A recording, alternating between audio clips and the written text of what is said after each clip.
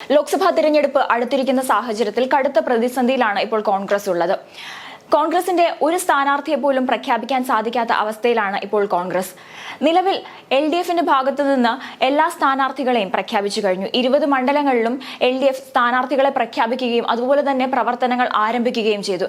എന്നാൽ കോൺഗ്രസിന്റെ സ്ഥാനാർത്ഥി പട്ടിക പ്രഖ്യാപനം നീണ്ടു പോകുന്ന അവസ്ഥയിലേക്കാണ് ഇപ്പോൾ പോയിക്കൊണ്ടിരിക്കുന്നത്.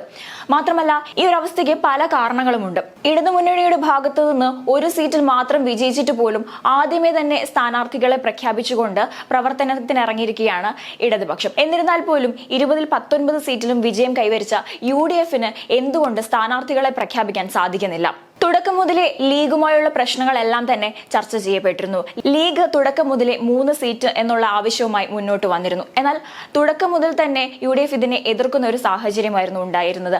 പലതരത്തിലുള്ള ചർച്ചകൾക്കും എല്ലാം ഒടുവിൽ രാജ്യസഭാ സീറ്റ് നേടി പോകേണ്ട ഒരു അവസ്ഥയായിരുന്നു ലീഗിനുണ്ടായിരുന്നത്. ഇതൊരു പ്രധാന കാരണമായി എടുത്തു പറയേണ്ടതുണ്ട്. RSPയിലേക്ക് വരികയാണെങ്കിൽ RSPക്ക് കിട്ടേണ്ടിയിരുന്ന ആ ഒരു സീറ്റ് നേടി അവർ മാറി നിൽക്കുന്ന ഒരു സാഹചര്യമായിരുന്നു ഉണ്ടായിരുന്നത്. ഇനി കണ്ണൂർ മണ്ഡലത്തെ സംബന്ധിച്ചിടത്തോളം കണ്ണൂരിൽ K സുധാകരൻ മത്സരിക്കില്ല എന്ന് പറയുന്ന ഒരു സാഹചര്യം ഉണ്ടായിരുന്നു. അവസാന നിമിഷം ഇത്തരത്തിൽ കണ്ണൂരിൽ മത്സരിക്കില്ല എന്ന് K സുധാകരൻ ഒരു നിലപാടെടുത്തത് കോൺഗ്രസിനെ പ്രതിസന്ധിയിലാക്കിയിട്ടുണ്ടായിരുന്നു. മാത്രമല്ല, ഇത്തരത്തിൽ എന്തുകൊണ്ടാണ് K സുധാകരൻ കണ്ണൂരിൽ മത്സരിക്കില്ല എന്ന് പറയുന്നത്? ഇതിന്റെ പ്രധാന കാരണമെന്ന് പറയുന്നത് KPCC പ്രസിഡന്റ് സ്ഥാനത്തിരിക്കുന്ന വ്യക്തിയാണ് K സുധാകരൻ. അതുകൊണ്ട് തന്നെ ആ ഒരു സ്ഥാനത്തിന് ഒരു മാറ്റം ഉണ്ടാകാതിരിക്കാൻ തന്റെ KPCC സ്ഥാനം നിലനിർത്തുന്നതിന് വേണ്ടിയിട്ടായിരുന്നു K സുധാകരൻ ഇത്തരത്തിലൊരു തീരുമാനത്തിലേക്ക് എത്തിയത്. മാത്രമല്ല, മുഖ്യമന്ത്രി ആകുക എന്നൊരു ആഗ്രഹവും അദ്ദേഹത്തിന്റെ മനസ്സിലുണ്ടായിരുന്നു. നിലവിലെ മുഖ്യമന്ത്രി പിണറായി വിജയനോട് എതിർത്ത് നിൽക്കാൻ ഇപ്പോൾ കരുത്തുള്ള ഒരു നേതാവ് താനാണ് എന്നുള്ളൊരു മിഥ്യാധാരണ K സുധാകരനുണ്ട്. ആ ഒരു ധാരണയുടെ പുറത്താണ് അദ്ദേഹം ഇത്തരത്തിലൊരു തീരുമാനത്തിലേക്ക് എത്തി നിൽക്കുന്നത്. മാത്രമല്ല, കണ്ണൂരിൽ മത്സരിച്ചു അദ്ദേഹം വിജയിച്ചില്ല എന്നൊരു സാഹചര്യം വരികയാണെങ്കിൽ തീർച്ചയായിട്ടും ആ ഒരു സ്ഥാനവും നഷ്ടപ്പെടും. അതുപോലെ തന്നെ KPCC പ്രസിഡന്റ് എന്നൊരു സ്ഥാനവും അദ്ദേഹത്തിന് നഷ്ടമാവും. അതുകൊണ്ട് KPCC പ്രസിഡന്റ് സ്ഥാനമെങ്കിലും നിലനിർത്തുന്നതിന് വേണ്ടിയിട്ടായിരുന്നു K സുധാകരൻ ഇത്തരത്തിലൊരു തീരുമാനത്തിലെത്തിയത്. അതുപോലെ തന്നെ വയനാട് മണ്ഡലത്തിൽ രാഹുൽ ഗാന്ധി മത്സരിക്കില്ല എന്നൊരു തീരുമാനത്തിലേക്ക് എത്തിയതും കോൺഗ്രസിനെ പ്രതിസന്ധിയിലാക്കിയിരുന്നു.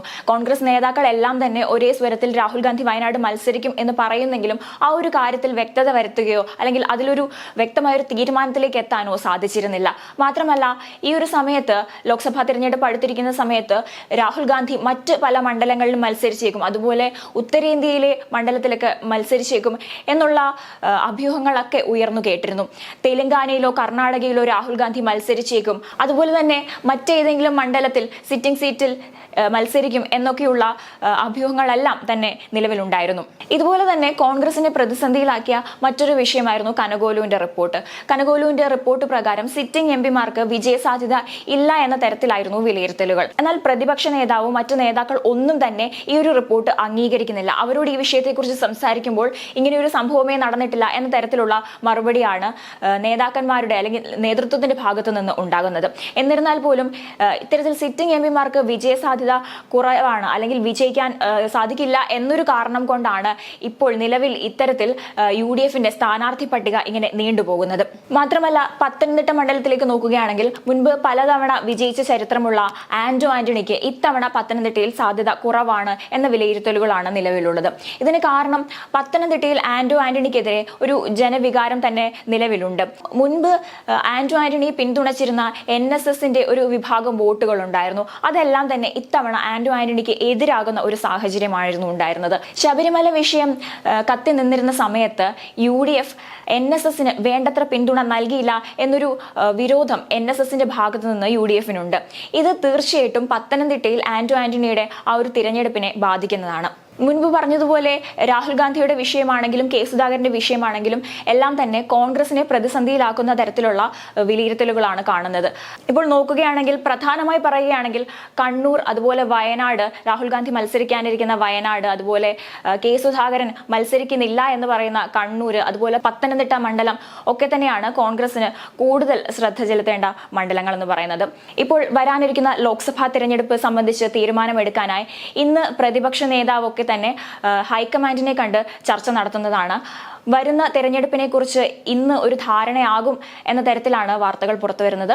LDFും BJPയും അവരുടെ സ്ഥാനാർത്ഥികളെ പ്രഖ്യാപിച്ച് അല്ലെങ്കിൽ പ്രഖ്യാപനത്തിന് മുൻപ് തന്നെ സ്വയം പ്രഖ്യാപിത സ്ഥാനാർത്ഥികളായി BJPയുടെ ഭാഗത്തുനിന്നും LDFിന്റെ ഭാഗത്തുനിന്നും എല്ലാം തന്നെ പ്രവർത്തനങ്ങളുമായി മുന്നോട്ട് പോകുന്ന ഒരു സാഹചര്യത്തിൽ UDF മാത്രമാണ് ഇത്തരത്തിൽ സ്ഥാനാർത്ഥി പട്ടിക പ്രഖ്യാപിക്കാതെ നിലവിൽ ലോക്സഭാ തെരഞ്ഞെടുപ്പിനെ ഏതു തരത്തിൽ നേരിടുമെന്നറിയാതെ നിൽക്കുന്നത്.